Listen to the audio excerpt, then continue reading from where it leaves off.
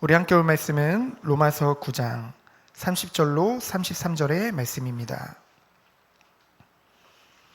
로마서 9장 30절로 33절의 말씀. 우리 다 같이 합독하도록 하겠습니다. 그런즉 우리가 무슨 말을 하리요? 의롭다지 아니한 이방인들이 의를 얻었으니 곧 믿음에서 난 의요. 의의 법을 따라간 이스라엘은 율법에 이르지 못하였으니 어찌 그러하냐? 이는 그들이 믿음을 의지하지 않고 행위를 의지함이라. 부딪힐 돌에 부딪혔느니라. 기록된 바 보라, 내가 걸림돌과 거치는 바위를 시온에 두노니 그를 믿는 자는 부끄러움을 당하지 아니하리라 함과 같으니라. 아멘. 우리가 오늘 철야 때 나눌 말씀의 제목은 약속의 자녀입니다. 약속의 자녀라는 단어는 굉장히 많이 들었죠. 그리고 우리 한 사람 한 사람을 하나님께서 약속의 자녀로 부르셨음에 대한 그런 확신이 여러분들에게 있을 것입니다. 우리가 지금 수요 예배와 철야 예배 때 로마서를 함께 보고 있는데요. 개인적으로 로마서 중에서 가장 사랑하는, 애정하는 장이 바로 로마서 9장입니다. 제가 학부를 이제 장로교 쪽 신학교를 나오지 않았거든요. 흔히 말하는 알미니안, 이제 감리교나 성결교가 속한 그 교단의 신학교를 이제 학부를 공부하게 되어졌습니다. 그런데 제가 장로교 배경에서 쭉 자라다 보니까 그 구원론에 있어서 굉장히 많은 부분들이 부딪혔거든요. 그래서 이제 조직신학 수업을 들을 때마다 굉장히 이제 의문이 많이 생기고, 그것에 대해서 우리 교회에서 이렇게 말했으니까, 또는 우리 교단에서 이렇게 말했으니까 할 수가 없잖아요. 그때 하나님의 은혜로 학부 다닐 때 이제 성경을 굉장히 많이 읽게 되어졌습니다. 그렇게 성경이 지금도 쭉 보고 있지만은, 읽고 있지만은, 그때는 정말로 시간만 틈만 나면 성경을 읽고 싶더라고요. 그래서 그 성경을 계속 읽는데 어떤 부분이 이제 답이 되어졌냐?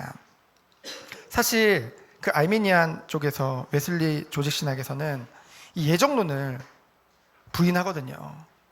그래서 첫 수업 시간에 들어갔던 교수님이 저희 보고, 장로교 사람들은 그 칼빈의 그 예정론의 그 우산에서 나오라는 거예요. 비겁하게 거기 있지 말고. 그러면서 뭐냐면은 예정한 사람만 구원받으면은 그것은 불공평하지 않냐, 불공정한 것 아니냐, 그렇게 말을 하는 거예요.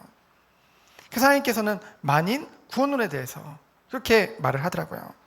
근데 오늘 로마서 9장을 읽어보면은 이 말씀을 묵상해 보면은 그렇구나, 예정론에 있어서 굉장히 답이 되어져요. 읽으면 읽을수록 구원받기로 택정함을 받은 우리들이 읽으면 읽을수록 하나님이 불공평하네가 아니라, 읽으면 읽을수록, 묵상하면 묵상할수록 그 감사함이 더욱더 커지는 것을 우리는 보게 되어집니다. 그래서 첫 번째로 진정한 약속의 자녀입니다.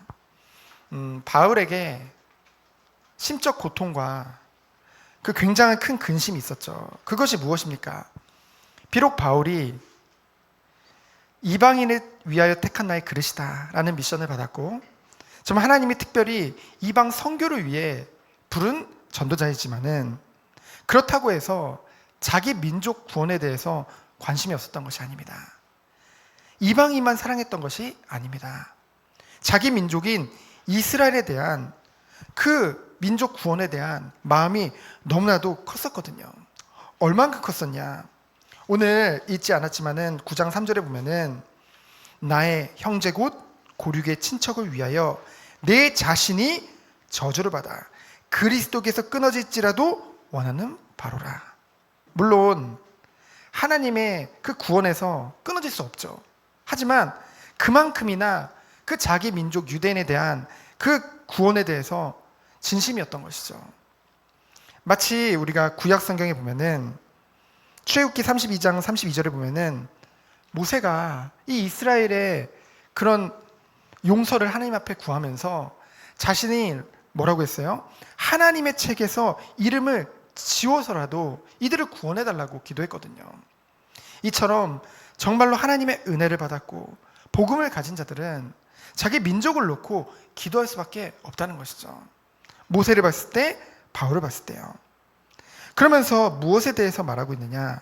물론 이런 말을 하게 된 계기가 뭐냐면요, 그 이스라엘 백성들이, 유대인들이요, 하나님의 축복을 받은 것은 맞잖아요. 모세를 통해서 율법을 직접 받았고 선민으로서 택함을 받았고요. 그리고 육신적으로도 그리스도의 조상이잖아요. 그러니까 얼마나 큰 축복을 받았습니까? 근데 그들이 선민 의식에 빠진 거예요. 우리가 잘 알다시피. 그래가지고 하나님이 이들을 통해서 온 이방 나라에도 하나님의 이 복음을 증거하기 원하셨는데 자신들만의 구원받는다는 거예요.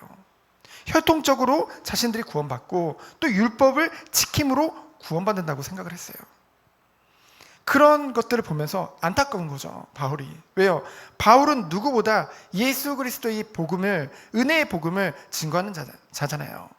행위가 아니라 이신득이 곧 믿음으로 구원을 받는 것을 강조하는 사람이잖아요. 근데 자기의 민족이 이것을 놓치고 갈수록 구원에게서 멀어지니 얼마나 안타까웠겠습니까? 그래서 바울은 증거하고 있는 거죠. 그 이스라엘의 착각이 무엇입니까? 혈통적으로 이스라엘이면 다 구원을 받는다고 생각했어요. 그리고 율법을 지키면 구원받는다고 했죠. 그래서 6절에 보니까 뭐라고 했습니까? 다 이스라엘이라고 해서 구원받는 것이 아님을 말하고 있죠. 그러면서 뭐라고 했습니까? 우리가 지금 창세기를 우리 지금 주일 강단에 함께 나누고 있는데요, 7절, 8절 그리고 9절부터 13절에 보면은 무엇을 말하고 있습니까? 7절에 보면은 아브라함 씨가 다 그의 자녀가 아니라, 이것은 무엇을 말합니까? 이제 이삭만, 이스마엘이 아니라 이삭만이 이 씨를 이어받아 약속의 자녀로서의 택함을 받은 것을 말하는 것이죠. 그래서 오직 약속의 자녀만이 씨로 여기심을 받음을 8절에 고백하고 있습니다. 그래서 9절로 13절에 보면은 하나님께서 이삭과 야곱을 약속의 자녀로 예정하였음을 말하고 있죠. 그래서 이 에서와 그 야곱을 예로 들면서 태중에서부터 하나님이 큰 자가 작은 자를 섬길 것을 말씀하셨잖아요. 이것을 통해서 무엇을 말하는 것입니까? 결국은 하나님께서 구원 주시기로 계획한 자들은 그리스도 안에서 예정되어 있음을 말하고 있는 것이죠. 그러면서 두 번째로 하나님의 주권적인 선택에 대해서 14절로 29절에 말씀하고 있습니다. 우리가 14절을 우리가 볼 필요가 있어요. 뭐라고 했어요? 그런즉 우리가 무슨 말을 하리요? 하나님께 불의가 있느냐? 그럴 수 없느니라. 제가 신학생 때 이 14절을 딱 읽는데 속이 시원하더라고요. 그래, 어찌 하나님께 불의가 있겠느냐? 그렇죠? 그러면서 쭉 나오기를 토기장의 비유가 나오죠. 이전에 먼저 15절, 16절을 보면은 뭐라고 했습니까? 내가 긍휼히 여길 자를 긍휼히 여기고 불쌍히 여길 자를 불쌍히 여기리라 하셨으니 그런즉 원하는 자로 말미암도 아니요 다른 박질하는 자로 말미암도 아니요. 이건 뭐를 말합니까? 인간의 원하는 자, 의지로도 선택을 받는 것도 아니고 다른지 곧 행동으로 행함으로도 이 구원을, 이 택정함을 입는 것이 아니라는 거죠. 오직 긍휼히 여기시는 하나님으로 말미암아 이 은혜를 받게 됨을 분명히 증거하고 있는 것입니다. 17절로 18절에 보면은 하나님께서 그 바로의 마음을 완악하게 하셨잖아요. 그래서 정말로 이 10가지 재앙을 다 꺾고 정말 마지막 때에 그 피 바르는 날, 유월절 날 모든 이스라엘 백성들이 그곳에서 확실한 하나님의 언약을 붙잡고 출애굽을 하게 되어지잖아요. 이와 같이 하나님께서는 모든 것을 언약의 백성, 언약의 자녀 중심으로 이 모든 것을 움직이고 계심을 증거하고 있는 것입니다. 그래서 우리는요, 그 축복 안에, 그 은혜 안에 있는 거예요. 그래서 19절로 29절을 보면은 아주 중요한 토기장이 비유에 대해서 말씀하고 있습니다. 19절에 보니까 홍내가 내게 말하기를 그러면 하나님이 어찌하여 허물하시느냐? 누가 그 뜻을 대적하냐 하리니. 그러면서 말합니다. 내가 누구에게 감히 하나님께 반문하느냐? 지음을 받은 물건이 지은 자에게 어찌 나를 이같이 만들었냐 말하겠느냐? 토기장이도 진흙 한 덩어리로 하나는 귀 있을 그릇, 하나는 천 있을 그릇을 만들 권한이 없느냐? 이것은 무엇을 말합니까? 하나님께서 은혜로 택하실 자들, 그리고 유기할 자들, 하나님이 그것조차 선택할 권한이 없냐는 거죠. 토기장이도 귀 있을 그릇, 천 있을 그릇을 결정할 권한이 있는데 하나님이 이런 권한이 없겠느냐를 말하고 있는 것이죠. 그래서 뭐라고 합니까? 만일 하나님이 그의 진노를 보이시고 그의 능력을 알게 하고자 하사 멸하기로 준비된 진노의 그릇을 오래 참으심으로 관용하시고 또한 영광 받기로 예비하신 바 긍휼의 그릇에 대하여 그 영광의 풍성함을 알게 하고자 할지라도 무슨 말을 하리요? 이와 같이 하나님께서는요, 우리 한 사람 한 사람을 에베소 1장 3절에 5절 보면은 그리스도 안에서 창세전에 영세전에 구원 주시기로 작정하셨다고 하셨거든요. 그리스도 안에서 우리가 하나님을 사랑하기 이전에 하나님이 먼저 우리를 사랑하셨다고 분명히 말씀하고 있거든요. 우리가 그 은혜 안에, 그 축복 안에 있는 줄 믿습니다. 그래서 27절에 보면은 남은 자만 구원을 얻을 것을 말하고 있죠. 그래서 혈통적으로 이스라엘이 아니요, 하나님의 주권적인 선택으로 선택받은 자, 그리고 남은 자들이 구원을 받을 것을 분명히 증거하고 있습니다. 우리는 어디에 속해 있을까요?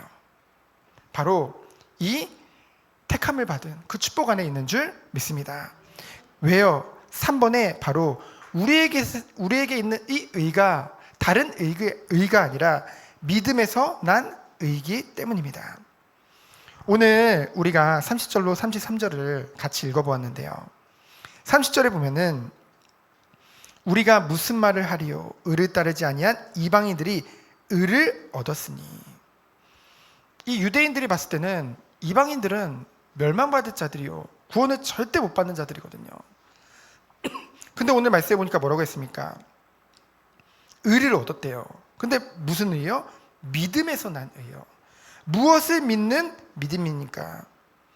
31절을 보니까 반대로 이스라엘은 의의 법, 곧 율법을 따라갔는데 율법에 이르지 못했대요. 오히려 율법을 지키려고 노력했고 율법으로 행위로 구원받는다고 얘기를 했는데 그들은 도리어 율법에 이르지 못했죠. 왜 그렇습니까? 이는 그들이 믿음을 의지하지 않고 행위를 의지함이라. 그러면서 뭐라고 했습니까? 부딪히 돌에 부딪혔도다. 이 부딪힌 돌이 누굽니까? 모퉁이도 대신 예수 그리스도죠. 이들은 행위를 의지하여서 자신이 구원을 받는다고 생각을 했어요. 그렇기 때문에 그리스도께서 그 율법을 완성하셨고 그 그리스도를 믿을 때 누구든지 구원을 받는다는 그 사실이 절대로 받아들이지 않아지는 거예요. 유대인들은. 그래서 갈수록 이 믿음에서, 이 구원에서 멀어질 수밖에 없는 것이죠. 그래서 33절에 보니까 기록된 바 보라, 내가 걸림돌과 거치는 바위를 시온에 두노니 그를 믿는 자는 부끄러움을 당하지 아니라 함과 같으니라. 이분이 누굽니까? 바로 나를 위해 이 땅에 그리스도로 오셔서 십자가에서 죽으시고 부활하심으로 하나님을 떠난 문제, 죄 문제, 살인 문제를 완전히 해결하신 그 그리스도인 줄 믿습니다. 행위가 아니에요. 오직 그 그리스도를 믿을 때 구원받은 하나님의 자녀가 되는 것이죠. 근데 그 믿음마저도 하나님의 택함을 받은 자들에게 에베소 2장 8절을 보니까 선물로 주셨다고 하셨습니다. 그러면 그렇기 때문에 우리는 누구도 자랑할 자가 없죠. 우리의 공로를 자랑할 자가 없습니다. 왜요? 하나님께서 택하시고 하나님의 은혜의 선물로 믿음을 선물로 주셨기 때문에. 어떤 믿음이요? 바로 예수 그리스도를 믿는 믿음이요. 그래서 우리가 구원받은 것은요, 완전한 구원인 줄 믿습니다. 왜요? 하나님이 계획하시고 하나님이 선택하시고 하나님이 십자가에서 모든 것을 다 이루시고 우리에게 은혜의 선물을 주시고 우리를 성전 삼으시고 성령으로 나의 모든 것을 주관하시고 인도하고 계시기 때문에. 그래서 우리들은 하나님의 약속의 자녀인 줄 믿습니다. 우리는 때로는 부족할 수도 있어요. 때로는 연약할 수도 있습니다. 하지만 그렇기 때문에 우리에게 무엇을 선물로 주신 거예요? 이 복음을 선물로 주신 거예요. 그래서 우리들은 무엇에 증인되어지길 원합니까? 오직 이 복음에 증인되어지길 원합니다. 나의 공로를 자랑하는 것이 아니라 나를 택하시고 구원하신 그 은혜와 그 사랑을 온 세상에 증거하길 원합니다. 오늘도 이 언약을 붙잡고 참된 기도 속에 들어가셔서 하나님께 영광 돌리는 우리 모든 성도님들 되어지기를 예수 그리스도 이름으로 축원드립니다. 이 시간 기도합니다. 하나님 감사합니다. 우리들을 약속의 자녀로 불러주심에 너무나도 감사드립니다. 오늘 이 밤에 기도할 때 주님 들어 응답하여 주시고 우리가 간구할 때 주님의 성령의 역사하심이 우리 삶 속에 그대로 일어나는 밤 되도록 주께서 축복하여 주옵소서. 살아계신 예수 그리스도 이름으로 기도합니다. 아멘.